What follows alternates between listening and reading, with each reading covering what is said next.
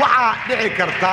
in ay soo galaaneen laba walaalo inay soo galaaneen guddigaas ayaa dhici karta oo annaga maxaa ama walaala ha ahaadeen ama wax kale ha ahaadeen ama hays qabeen ama wax kasta ahaadeen maxaa annaga noogu jira mabda'eennu muxuu ku dhisaalaysan yahay ma qurunkii iyo qaybtiiba ku dhisaalaysan yahay maya wuxuu ku dhisaalaysan yahay ummadda Soomaaliyeed waxa loo qabto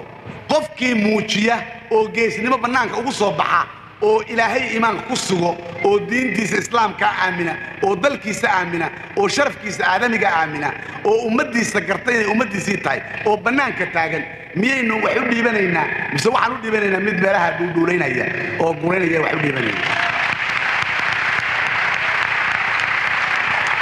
innaga mabda'eennu kaabuu ku dhisaalaysan yahay marka haddii nin iyo xaaskiisu ay dadka mid walba inta marada dhexda ku duubtay dagaal u galay ummadda badan maslaxadeeda ma waxaan leenahay labadiina mid reeba mid kale taan soo gelinna oo xagee u ka imaanaya kaas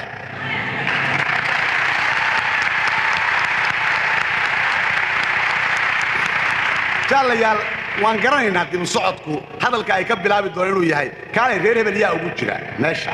imisa qof baa ugu jirta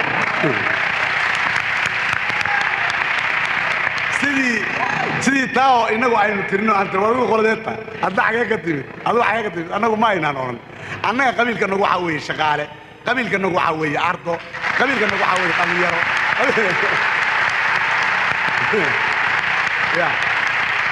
qabiilka iyagu waxa weeye beerley qabiilka iyagu waxa weeye reer miyi qabiilka iyagu waxa weeye soomaalinimo wakaa qabiilka nagu